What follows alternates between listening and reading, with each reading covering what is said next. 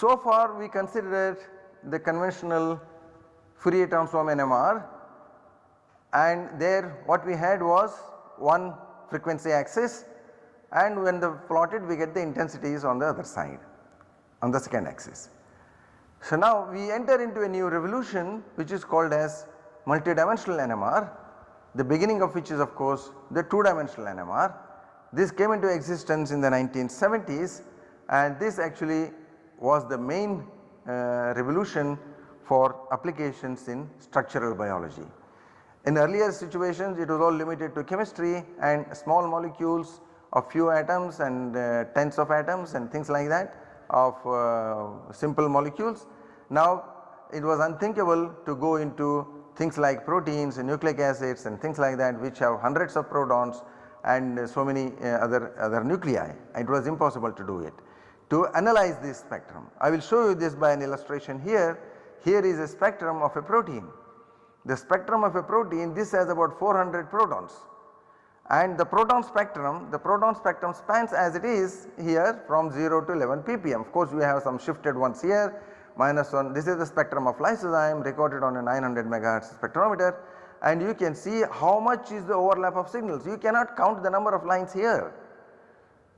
Forget about measuring the coupling constants, forget about individual assignments to 400 different protons. How will you assign them and how will you get to the structure of them? This is quite an ambitious project to get to the structure of such a large protein, such a large molecule with so many lines. Without the assignments you can do nothing in NMR. You need to have the assignments first, and this is the water line here. We know from the chemical shift difference all of that what we have talked about is now coming into practical use. Okay. This is the water line, quite substantially reduced, and this sample is 1 millimolar in protein concentration recorded in water. Water is completely suppressed here in the 1-dimensional spectrum, and these are all the aliphatic protons, the methyls here, and these are the aromatics here, and then you have the NH protons here in this area. Okay. But you certainly cannot count them.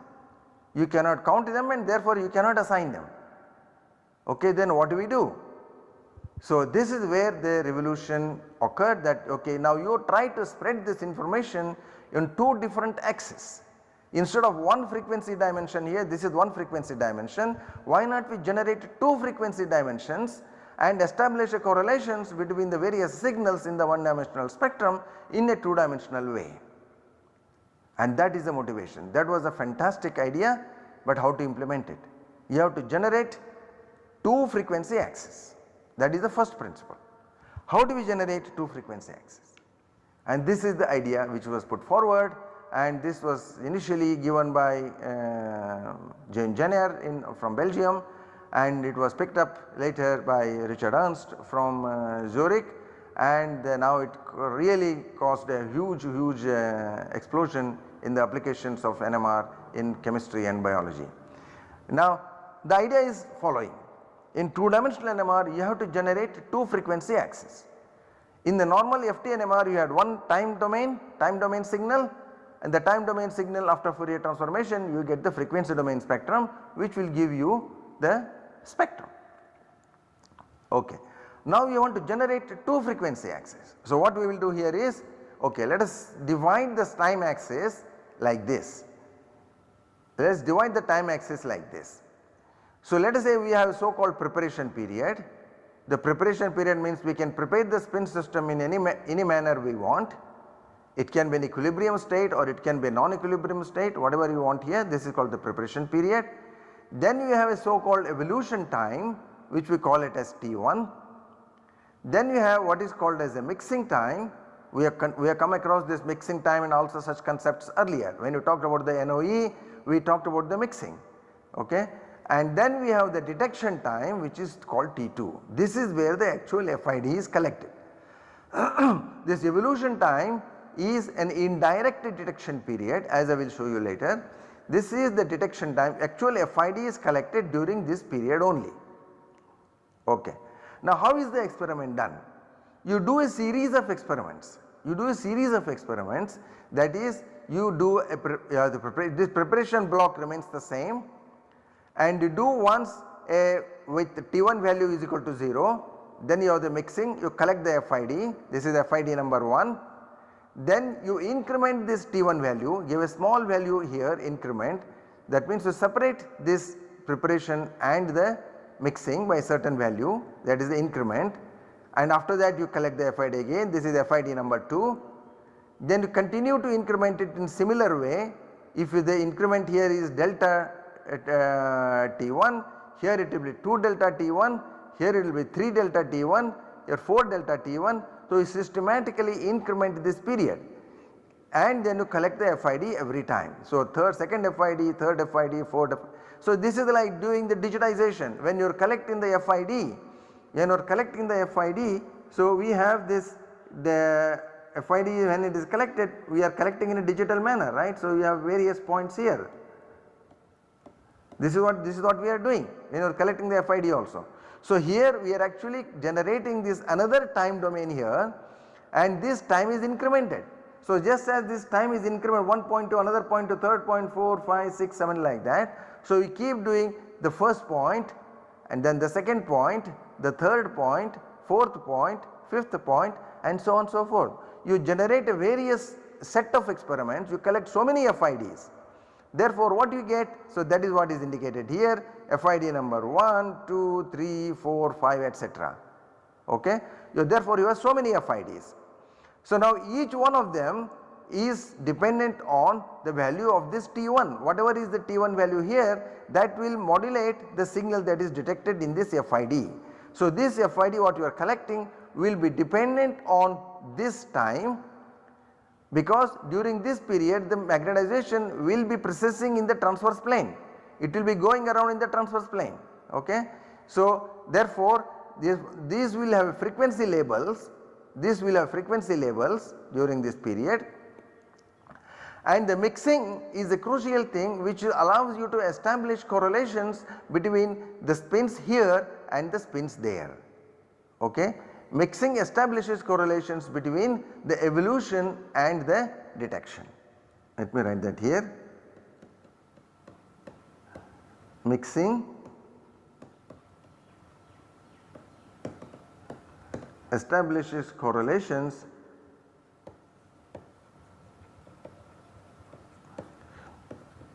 between frequencies in the T1 and T2 periods. In other words, magnetization may get transferred from one spin to another spin. What if a particular spin was precessing with a certain frequency here during this period, during this mixing it may get transferred to another spin and that will go with a different frequency. It can go with a different frequency, but whether this transfer will be complete or not complete, one does not know. It may be partially transferred. Now, therefore, what we have got here, we have got a time domain data which has 2 dimensions, that is what is indicated here. Okay. So, okay, now let me go back here. So, you have a time domain data which has 2 dimensions, that is the T1 and T2. Therefore, if I do a 2-dimensional Fourier transformation now, I do a 2-dimensional Fourier transformation, this is 2-dimensional Fourier transformation, I generate 2 frequency axes which we call it as nu1 and nu2. Whatever is the frequency present during the T1 period will appear along this axis, whatever is the frequency present during this period, T2 period, will appear on the T2 axis, on the nu2 axis. Therefore, I have generated 2 frequency axes by doing this trick. I have given an additional T1 period, additional evolution period, during which the various spins precess with their characteristic frequencies. Now, the mixing may cause transfer of magnetization from one spin to another spin. We have seen this, how it happens in the various examples. We saw that in the case of inept, we saw in the case of NOE how magnetization transfer can happen depending upon what you do. It can go from one spin to another spin. All this is boxed up in this so called mixing. Okay.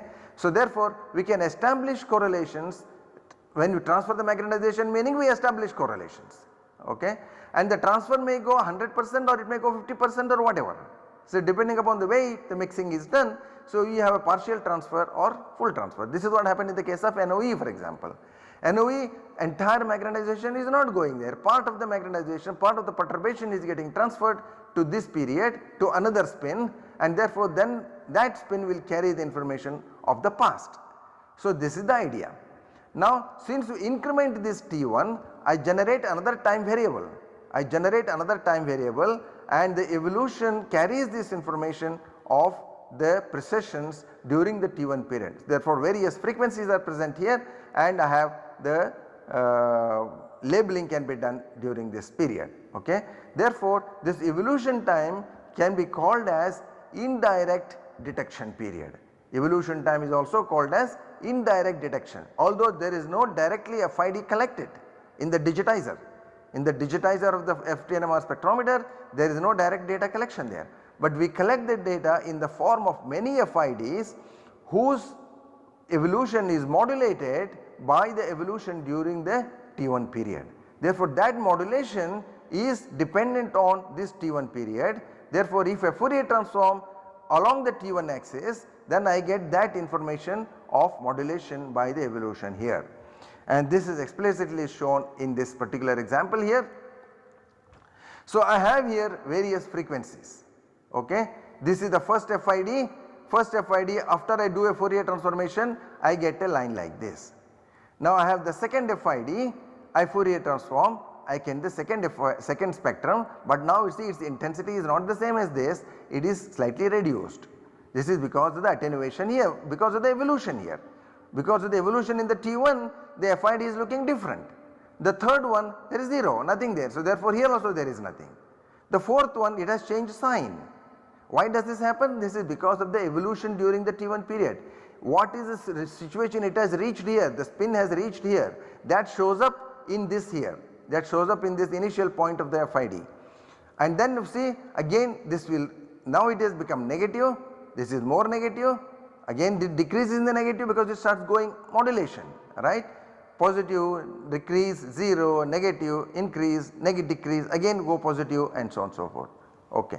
So therefore I get a series of spectra like this after I do a Fourier transformation along the F2. All the FIDs, if I Fourier transform, collect them like this. Now we look at this, look at these various points, look at these various points, find out the condition of that in each of these spectra. In the spectra I have these points A, B, C, D, E, F, G. These are all the points on the line here in the F2 dimension. This is my F2 dimension, this is the T2 period, therefore I have the F2 dimension here after the Fourier transformation. I am looking at these points here at A, B, C, D, E in this, and I see through this at this particular point what is the value here, what is the value here, and I plot that here, I plot that here. So therefore you see at the point A there is nothing, it is all 0 all over, and it is all 0 here. Now we come to the point B there is a small dip, there is a small dip in the middle. Therefore if I were to Fourier transform this I get a small signal here. Now we go to point C, there is a big dip. As I go take point C and I go along like this and I plot the value of the signal here, it will look like this. Now it has a time dependence, right. This is what is along this axis is T1 here, this is T1, right. So it is indicated here, this is the T1 axis. Therefore if I Fourier transform this is like an FID also, right, this is also like an FID. So if I Fourier transform this I get a signal. So go to point D, greater dip, greater intensity, go to E, dip has decreased, smaller intensity, go to F, again it has decreased further, small intensity, go to G here, then no signal, 0 intensity. Therefore you see here, as a result of this kind of an experiment I have got the frequencies along both the F1 and the F2 axis. Okay. So this is what is the principle of 2-dimensional NMR, which is summarily described here. So you have the 2-dimensional NMR, you have S T1 T2, time domain signal has 2 time components T1 and T2. You have to do a 2-dimensional Fourier transformation and generate a 2 frequency axis F1 and F2. Okay. So, and these are independent Fourier transformations, you can do either one, whichever order you want to do, it does not matter. Okay, alright. So, now that was the principle of 2 dimensional. I will give you certain examples here, what all things, whereas various kinds of 2D experiments. We will not go into the theory of these calculations, we are going to use these ideas and describe some experiments, how these experiments, what are the pulse sequences here and what is the information that comes in these experiments. One of the very early experiments that was done was 2D J-resolved spectroscopy. Okay. The J-resolved spectroscopy is done in this following manner. Okay. So, you have first a 90-degree pulse, 90-degree pulse. Now, the evolution period is from here to here, evolution period is from here to here, okay. But we have put a 180-degree pulse in the middle itself, that does not matter, we can do that, but the time is incremented here. Now, what is the consequence of this? The consequence is from here to here, this is an incrementable time, we are going to collect various FIDs with incremented t values, right. So, as a function of t2. Now, from here to here it is the same as the spin echo, okay. This point is the spin echo. So, this sequence 90 180 tau, 90 tau 180 tau, okay, that is the spin echo. So, during the spin echo what happens? That is indicated here. During the spin echo chemical shifts are refocused, right. In the spin echo chemical shifts are refocused, but the J remains, the J information remains, the coupling constants are not refocused in the spin echo. This is what we saw earlier and also in the inept experiment we explained that how the J information is not refocused in the spin echo period and therefore the J information is present here. And this is my evolution. Therefore, what is the information present during the evolution period? The T1 period, that is a J. J information, so frequencies correspond which describe the J are present, okay. So, it is like sitting in the center of the line and looking at the two transitions A1 and A2 transitions, how they are precessing, you sit at the center of one line, let A1 and A2 are the two transitions of the A spin, you are sitting in the center because your chemical shifts are refocused, the chemical shift information is not present here anymore. So, during this T1 increment what is changing? The two transitions A1 and A2 they keep moving, let me write that here.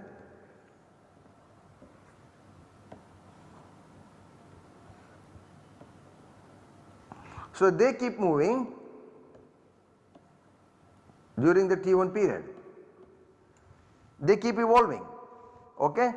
They are in the center, okay. This happens for every spin, because the chemical shift information is removed, what it is at 0 frequency, chemical shift does not have information at all. So, only the J values are present during this period, okay. That is the effect of the spin echo. I repeat here again, the chemical shifts are refocused, no matter what the chemical shifts are, that is completely eliminated at the time of the echo until this period, which means it is like sitting at the center of the multiplet for every nucleus, because the chemical shift information is not present. It is like sitting at the center of every multiplet for in your spectrum. Therefore, we consider only this kind of, I take a two single doublet, the two transitions keep evolving as a function of T1, okay. Therefore, what is getting modulated as a result here? So, what is the modulation that is happening? J evolution is contributing to the modulation. So, therefore, J evolution, so therefore, if I were to Fourier transform along the T1 period, what I am supposed to get? I should get the J information, J is the frequency, I should get that frequency, right. The angle modulation creates the different phases and the FIDs will be modulated by that evolution. Therefore, if I Fourier transform along this, I should be getting the J information. What happens here in the T2 period? T2 period I have done nothing, I am collecting the data as if it is in a normal one dimensional spectrum. I collect the data as if it is a normal one dimensional spectrum. One dimensional spectrum has both chemical shift and the coupling constant. Therefore, I have the J plus delta, both informations are present here during the detection period. So, during the spin echo, during the T1 period I only have J, and during the detection period I have both J plus delta. Therefore, this experiment is called as J resolved spectroscopy. Okay. How does this look? So, you see this is explained here, this is called as 2D separation here. Now, this is the, consider this sort of a system here, you have a one doublet and a triplet there. Now, along the F2 period I have both the J and the delta. Now, this axis is delta plus J, this axis is delta plus J, and this axis is only J. Okay. So, delta plus J and J, what it will give me? Along this frequency axis I will have the J information, this axis I have the chemical shift information. Therefore, for a doublet I will have these two lines oriented at a certain degree, at a 45 degree here. They will be oriented at 45 degrees with a central line, because there is a J by 2 and J by 2 both places, right.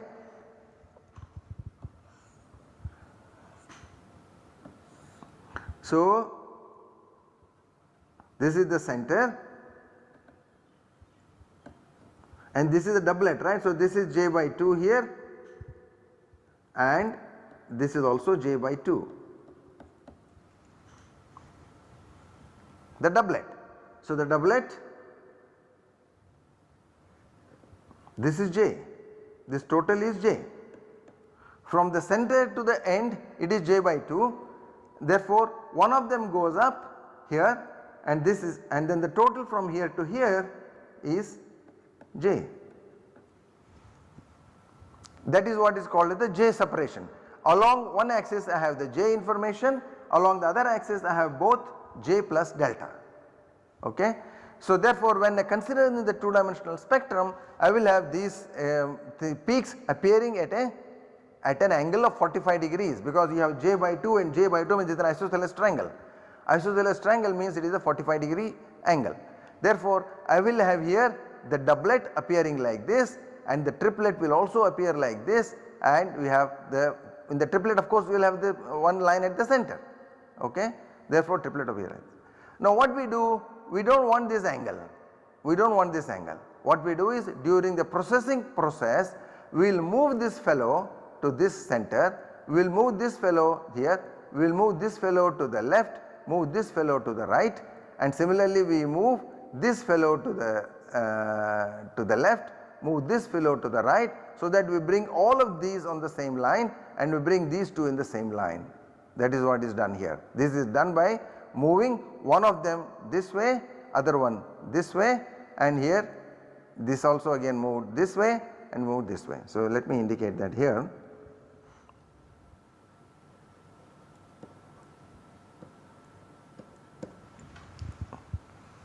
Okay, when you move this, so they will all come on the same line. So, as a result I will have this spectrum. Okay. Now, you see on the J, on the, this is the F1 axis, or it is also called as the J axis. Now, I have simply looking at the separations here, I can measure the coupling constant, and if I take the projection of this I will have only one line. If I take the projection here,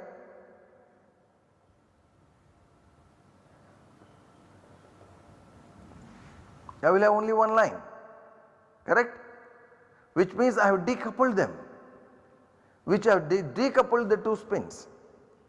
What was a doublet here now appears as a single line, what was a triplet here will also appear as a single line. So, this is a homonuclear broadband decoupling. So, this amounts to broadband decoupling.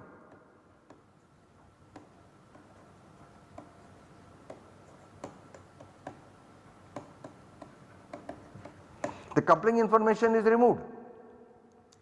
Therefore, your lines will get simplified, right. So, your spectrum will get simplified. So, you will have multiplet information, multiplicity is removed. So, you will have one line per spin. Therefore, you have very higher resolution in this kind of a spectrum, but you are not lost the coupling information though.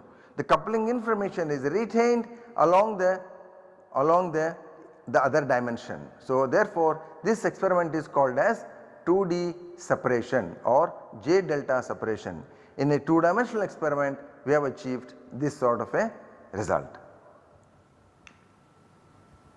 Okay. So now we see here it is a more complex system. There we have many spins, and I have just shown the spectrum here for your information, and I do not even know what molecule it is, but nevertheless it does not matter. You have here a doublet, you have a triplet, then you have a doublet of a doublet here, then you have again possibly a triplet here but with a smaller coupling constant. So here you have a triplet, again a single line, and then you have a doublet of a doublet, again doublet of a doublet. So you can see all the coupling information can be obtained, and look at the range here. The range is -10 Hertz to +10 Hertz. So 20 Hertz, this is about I mean you do not have any fine splitting which is more than that. So you will have here the separation which is like about 10 Hertz, you are able to measure this 10 Hertz separation, and this will be 20 Hertz here, and so on and so forth. The coupling information is present, and if you take the projection down here, each one of them will give a single line. All of them will give a single line. So this will be a single line, this will be a single line here, a single line there, a single line there, again a single line there, a single line there, and a single line there.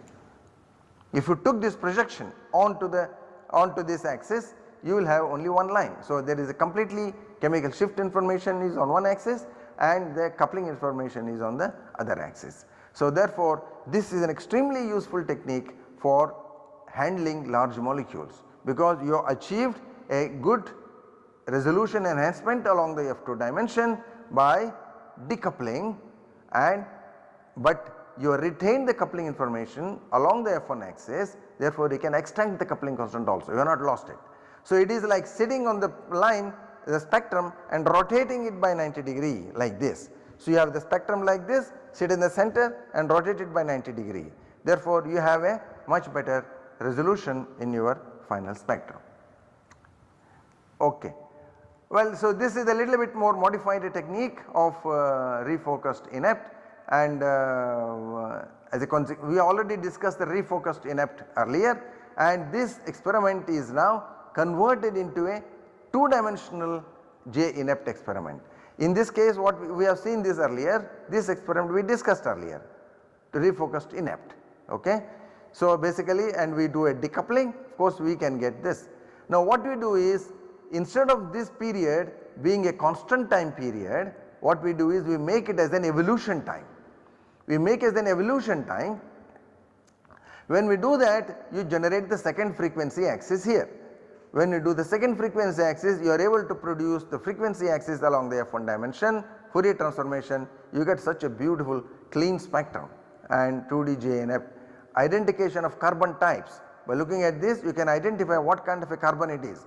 Along this axis you have the carbon frequencies, and along this axis you have the J's. So the doublet, therefore this is the CH group, and this is the CH2. CH2 you have a much larger separation here in this, then another CH2, then you have the CH here, then you have the CH3, which we saw earlier, we saw in the case of one-dimensional spectrum how these ones will appear. Okay. So you can identify the carbon types by doing such a kind of an experiment. Okay. So I think we can stop here. We will go into this next kind of 2-dimensional experiments in the next class.